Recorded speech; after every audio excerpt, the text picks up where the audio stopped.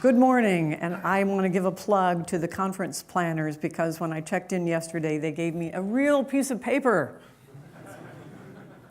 I don't know how many conferences I go to a year, but a lot. And now to get a real piece of paper, and that's the first thing everyone in my workshop did yesterday, was take out a real pen and begin to mark up their agenda. I think that's awesome. You are so lucky. Thank you. Thank you. I know you're worried because we started late, but I deliver on time. I think it's important for a lot of reasons, primarily because you need a break. You don't need to sit and listen to me talk any longer than necessary. So I'm going to give you a gift, which is a set of PowerPoint slides if you're interested. I hope when we get to the end of the talk today, you feel that it was so interesting that you know there are other people from your organization who should have been here. Only for some reason, they couldn't make it.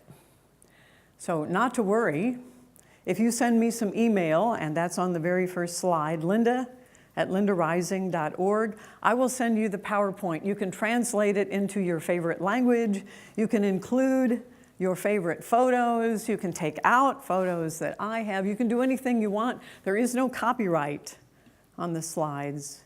It's yours. Because I think the topic of small experiments is very important. So you got that? linda@lindarising.org. So let's do a little survey so you can have some stretching exercises in the beginning. How many of you are doing some flavor of Agile? I don't care what it's called. Yes, almost everybody. That's very good. And who made that decision? Somebody in your organization, no doubt. Either an executive, a manager, maybe someone in your team introduced it and it caught on. People said, Agile, this is the way to go. I don't know. I don't know how it happened. But wherever and whoever did it, I'm wondering, did you look at all of the scientific evidence for doing Agile? Did you look at the randomized, double-blind, controlled, placebo-controlled experiments that have been done that show clearly that your choice of Agile over whatever you were doing before is the right one? Did you look at those studies? Nobody. Well, at least you're honest. A rare quality these days, especially in US politics. At least you're honest, because there aren't any. And in fact, in my long journey through software development, I have seen this happen before, where there was a rush to do something that was the latest and greatest, the new thing. And there was never any evidence. Never any real science behind the choices. It was just we heard a lot of, well, some people might call them case studies, but they're really not even that formal. If you want to know how to do a case study, go to a good business school and learn how to do a case study. What's published in the journals we read is not even that. It's a good story. Oh, we heard that organization over there is going Agile, or is using this tool, or is following that method. And so therefore, we jump on the bandwagon. We follow the latest without any evidence. So for those who call ourselves technical people, this is a strange way to make decisions, is it not? No science. No science in what we do. It's the way we've always done it, and at least from where I sit, it's not getting any better. We tell a lot of stories, and we know stories are convincing. I don't want you to stop telling stories. What I want you to do is think about including a little more science in your attitude toward making any decision in your organization. Well, we use this word a lot, the word experiment. So I know that this country and a lot of countries around the world have a history of doing good science. We're right across the street from Westminster Abbey. wherein are buried a lot of major contributors to science. So we know what it is. We just use the word in an inappropriate way. An experiment implies, first of all, an hypothesis. We should have some idea of why we're doing the experiment. What is it that we're trying to show in our experiment? And typically we don't have that. Typically we begin with, well, this sounds good. Why don't we just try it? That's about all the hypothesis we really have. We don't do any randomization. Usually if we want to try some new thing in an organization, we ask for volunteers. We say, who would like to try this new thing? And then hands go up across the organization saying, me, I want to try it, I want to try it. Would that have an impact on the success of anything you do in an organization? Whether somebody already said, oh, I want to try whatever it is. I hear a lot about agile transformation. I've written a couple of books about organizational change. And what we know is that if people believe, if they are already enthusiastic, if they already want this new approach to succeed, they will make it happen. That's not science. Science is always careful to make sure that we randomize, that we double blind, so no one really knows, are we taking the real drug or not? And we know that in drug trials there's the effect called placebo, that if you're given something that looks like the real drug, even if it's sham surgery, if you believe in it, you'll get better. So when I hear about agile failures, organizational transformation failures, I have to wonder, is it because there were no true believers? Because I think what we're talking about is religion. We believe it. We have no proof. It just sounds good. It appeals to our common sense. I have a talk that I give every now and then. It's called, Is Agile a Placebo? I don't get a lot of requests for that talk because I think it makes us feel uncomfortable. So no hypothesis, no randomization, no control group, no way of comparing the new thing with the old, only something of a memory. Well, we used to have a certain number of errors, or our customer used to be happy to a certain level if we measure customer satisfaction at all. That comparison is what suffices for analysis at the end of the experiment. We're not really doing experiments at all. We're just trying things. Oh, well, I get this pushback. Linda, what about all the people? What about the UX people who do A/B testing? Any UX people in the room who do A/B testing? Sure, 3 people. Thank you very much. That's not science either, I'm sorry. I've been to a lot of presentations about all the data people collect from A/B testing, and that is not science. We get blown away by data, believing that somehow this validates what we're doing. Because we have so much data, surely this must indicate a level of scientific validity, when unfortunately, no. There's no theory building. In A/B testing, there isn't any consideration of context. Does A work better than B? Only here? Who are the people who are using it? There's no examination of the culture or the context, who could have an enormous effect on the result of any A/B test. Primarily, though, it's no theory building at all. Lots of data, lots of numbers, no meaning, no understanding, no real moving forward, which is what science allows us to do. Moving forward because we learned something. We did a real experiment. So I'm going to suggest Maybe we should just say trial. All we're doing is trying things. We're not doing real scientific experiments. So let's just be honest about it and let's just say trial. One of the books I wrote suggested patterns for introducing new ideas, and one of my favorites is called Trial Run. The idea that to get people interested in a new idea, you just say, well, why don't we just try it? That's very effective. It does bring people in. It's not saying, I know the one true way. It's saying, well, I'm not sure whether this would work for us or not. Why don't we just try it? So there are a lot of reasons for doing trials. This one is not a good choice. The idea that we're going to do this trial and we're going to show those people over there who are non-believers, we're going to show them that this is the one true way, that we have found the answer to all our problems. And unfortunately, even if we were doing real science, that would not be convincing.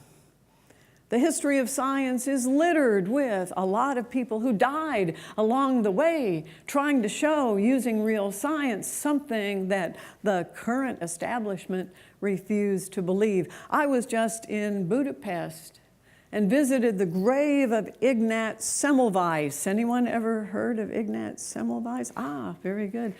He died in an insane asylum. He tried to show physicians at the time that if they just washed their hands as they moved from performing post-mortems to delivering babies without washing their hands, without changing their clothes, that more women would survive childbirth, that more babies would survive. So he collected data. He began to measure. He did an experiment. He asked randomized doctors to wash their hands in a solution. And sure enough, he saw improved survival rates for mothers and babies.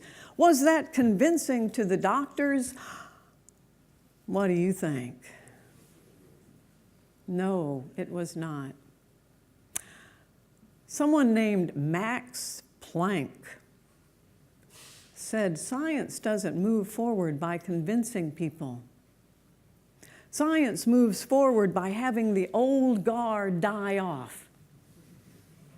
And then the new come in, and they subscribe to the new set of beliefs. We're seeing that now in economics. Classical economics is on its deathbed. We're waiting, especially for a group in Chicago. When they're gone, then I think we're okay. We know that even scientists are biased. Drug trials didn't realize until the 1950s that they had to include a placebo group. They were testing the real drug against a control. You get the treatment and you do not. They thought that was sufficient. And then they realized they were not showing the results that they hoped for. And so they realized that people were taking a drug, and because they thought the drug would help them, it did. The real drug. So they introduced something called the placebo to take care of this effect that we have. In fact, if we knew more about placebo, we probably wouldn't need so many drugs. I don't want you to stop taking your antidepressant, but they're no more effective than placebo. So please don't go to your doctor and say, Linda said, I don't need to take this antidepressant anymore. Please take your medicine. So here's what we can do, and here's my message, and here's what I'm suggesting. We can do trials, little trials. In fact, they should be small, they should be simple, they should be fast, and they should be frugal, that is, as in cheap. And keep mixing it up. Involve different groups of people, change the context. And as you go, keep learning. They have to be small because we're afraid of failure. If we invest an enormous amount, then we have invested an enormous amount in success. And we're very reluctant to give up on that. And in fact, I suggest to many organizations that they get rid of the word failure completely. Let's not even use it It makes so many people, especially executives, feel uncomfortable to use the F word. So let's just say learning. They're little small, simple, fast and frugal chances to learn. No matter what happens, we will learn. It's not success versus failure. It's all about learning. If it's so simple that anybody can try something, it's a way of convincing others who might be resistant to the new idea. It's so simple that you could try something. I know you're not as enthusiastic about this new idea as I am, but maybe we could try something that you're interested in. What would help you? What small and simple, fast and frugal thing would you like to try that might address problems that you have? Anyone can do this. And then keep asking yourself, can we make it even simpler? I know you can't read this, and I have it here only because you're going to ask for the slides if you really want this information. It's a statement from the CEO and president of the most agile organization on the planet. That's Menlo Innovations, little company in Ann Arbor, Michigan. And Ann Arbor, Michigan is the home to Menlo Innovations, which is the home to the idea of doing small and simple, fast and frugal experiments. And in this long statement from the CEO, he said, this is the way we move forward. When anyone proposes anything, our response is always, what can we do to try it out? What little experiment can we do? Instead of arguing about it, instead of spending an enormous amount of time in meetings discussing whether this idea is worthwhile or not, why don't we just try it? Let's just do a little small experiment. Frugal is important because of a bias that we suffer from in our brain, one of many cognitive biases. It's called the sunk cost fallacy. Once we've invested an enormous amount in anything, we are reluctant to give it up. So my continuing example is of meetings where a decision should be made to cancel a project. And instead, a debate ensues. Yes, we know the project isn't doing well, but we've already spent $1 million. We can't cancel it now. All right, we'll run it 6 more months. 6 months later, project not doing well, but we can't cancel it now. We've already spent $3 million. Have you ever been in a meeting like that? Yeah.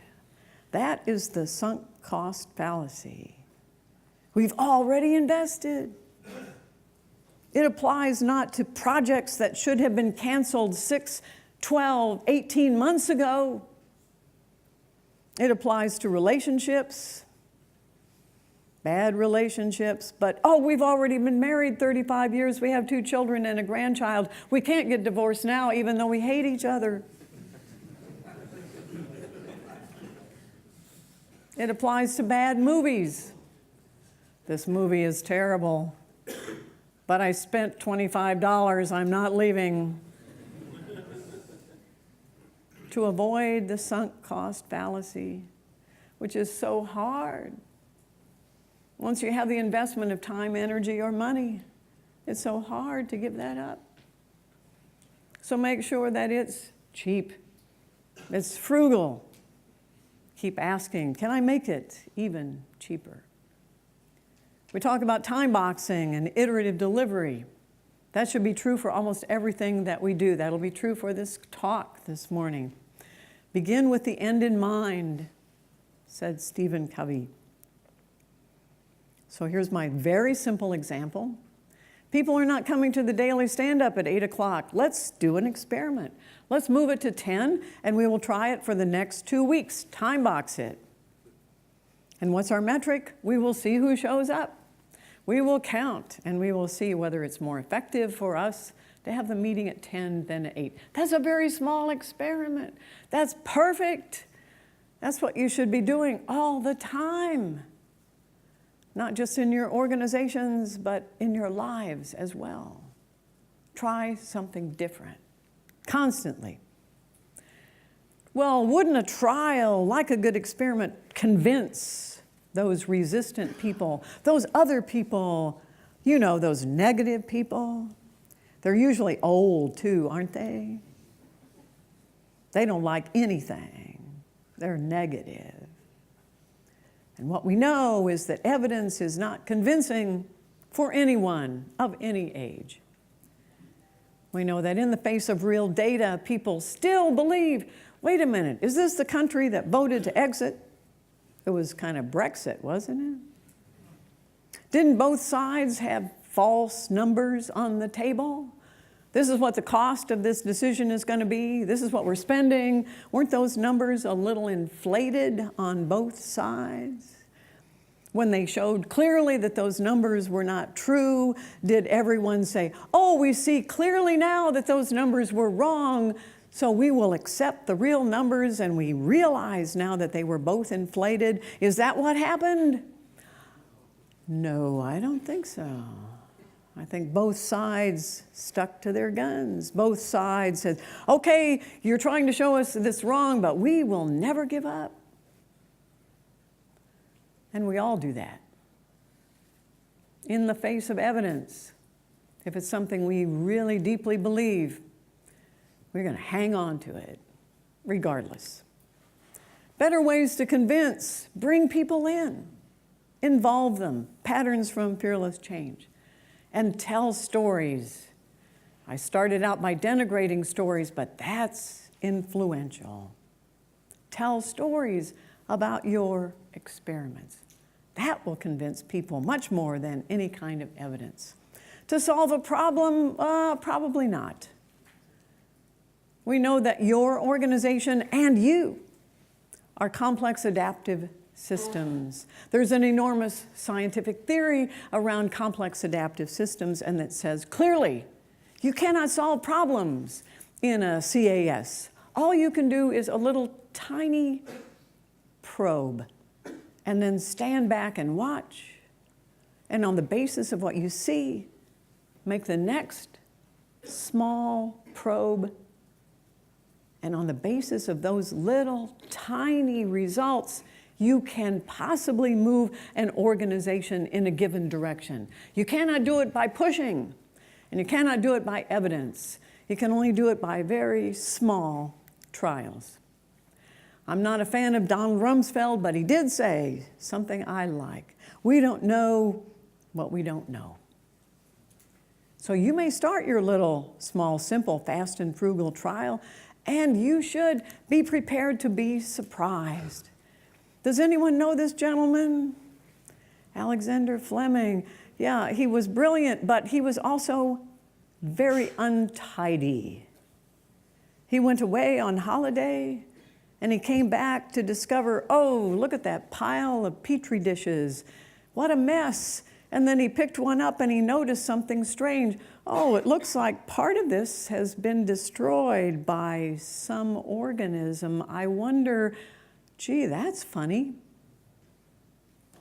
What was it he discovered?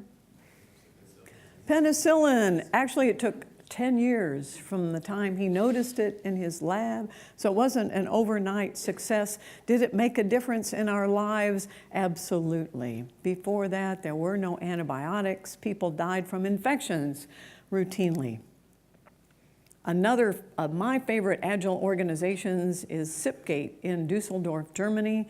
They have a practice called Open Friday, where they welcome everyone to try experiments. Friday is for experiments. And the results are always surprising. My favorite comment from one of their employees in a paper that was submitted at an Agile conference was, we got a surprising result and we weren't even trying for that.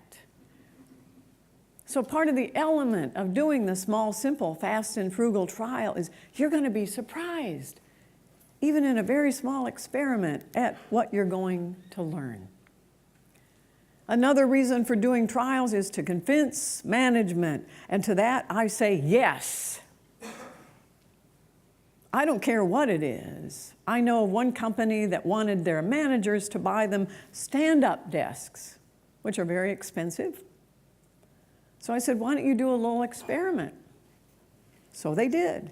They got cardboard boxes, they brought them in, they put their laptops on the cardboard boxes, and they tried standing up to see whether they really liked it or not. And they saw lots of surprising results.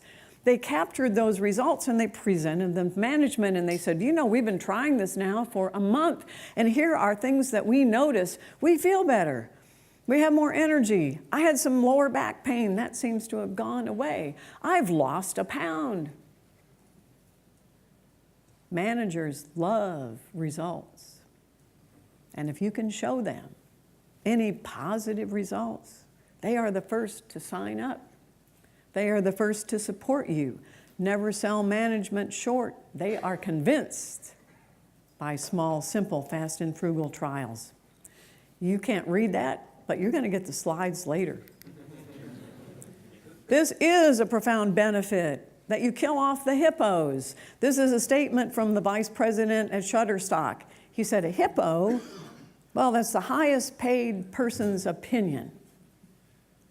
No matter who's in the room, no matter how high the rank, no matter what the comment is, we say, well, let's test it. We don't waste a lot of time arguing about it anymore. We don't endlessly discuss whatever the new proposal is. We all say immediately, well, what can we do? What small, simple, fast, and frugal thing can we do to test it instead of arguing about it? There is a danger in doing experiments, that when we get good results, we get carried away.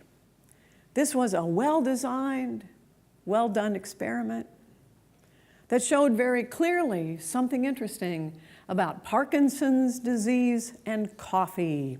How many of you like coffee? You'll love this. The results showed something interesting, a correlation. They said people who do not get Parkinson's are more likely to drink a lot of coffee. And of course, the press got a hold of that immediately, and the headlines ran, "Coffee protects against Parkinson's." My family has a genetic disorder that's related to Parkinson's.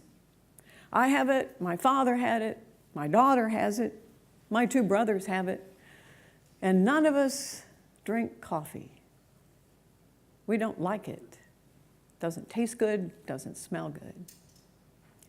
People who have the gene for this family of neurological disorders also have an accompanying gene that ensures they will not drink coffee. Do you see the mistake real scientists made? They saw this wonderful correlation, and they jumped into the breach saying, oh, it must be that coffee protects against Parkinson's disease. No! If you don't have the gene for Parkinson's, then you probably like coffee. If you do have the gene, then you don't. Watch out. Correlation is not causation. Even real scientists make this error all the time. So I'm going to propose for you, in future, when a discussion begins around the meeting table or in a discussion one-on-one, that instead of arguing about it, endlessly touting benefits and costs, telling stories, that you simply ask, what can we do? What small, simple, fast and frugal experiment can we do to test it? We will learn from that experience. Now here, hidden underneath all of this talk about experiments and trials, is the real message for you today. That if you begin to do this in your organizations, this is how you make culture change. Now people become more open. Now people, instead of disagreeing and arguing with one another, they say, that's interesting, let's test it. I hadn't thought of that. Maybe we could just try it. It's an enormous culture shift for such a little investment. And it will save you an enormous amount of time instead of endless discussion. Put that on the table. What can we do to try it out? If you want to read further, here's a nice long list for you. The pushback I often get on this talk is, well, Linda, this sounds really good, but we're a financial institution. We don't have a lot of wiggle room. We have a lot of compliance issues. I'm not sure we could do some experiments, however small, simple, fast, and frugal. And to that, I say nonsense. Anybody can do this. So I point as evidence that first link, which is to the Behavioral Insights team, which began small, simple, fast, and frugal experiments with the British government. I don't care who your organization is, you don't have more constraints than the British government. And it's been so successful that even remote countries like the United States, and this was before the current president, of course, began to say, you know, that seems to be working. Maybe we should try that. So now work that began here extends around the world. Governments are saying, instead of looking at policy changes, why don't we do a small, simple, fast, and frugal experiment? Instead of arguing, moving forward, why don't we just try? Do a little test, and we will learn from that. So that first link points to the results of the Behavioral Insights team. The second one is a site that now collects ideas for experiments. You should go there, not with the idea of saying, if it worked for them, then maybe it can work for me, but to get ideas. You need ideas for your own organization. You need to see what works for you. And then finally, a nonprofit I now support. I believe in giving money. Those of us that have more than most, we should share. And I always wondered in the past, in giving my money, is it going for a good cause? Will this really make a difference? And now I can say yes. Because in this organization, they give money based on experiments. They do small, simple, fast, and frugal trials to see where should we put money, who should we help, what country should receive it, what group should receive it, where can we get the most impact for our investment. So now we have more information about charities, donations, helping others succeed. Lots of other ideas that I'm going to point you to, how you as a team, how you as an organization can build those small, simple, fast, and frugal trials into your organization. Would you try them? And then let me know what you're doing. I'm sort of collecting stories, and I would love to hear from you. I want you to start trying it. This is how you learned as a child. Everybody who walked in this room today learned how to walk by doing small, simple, fast, and frugal trials. You fell over, you got up, you took the next step, step by step, you as a baby. Let's recapture that. How we learned to walk, how we learned to talk, that was real science. I think we can do that again. Thanks for listening. Thank you.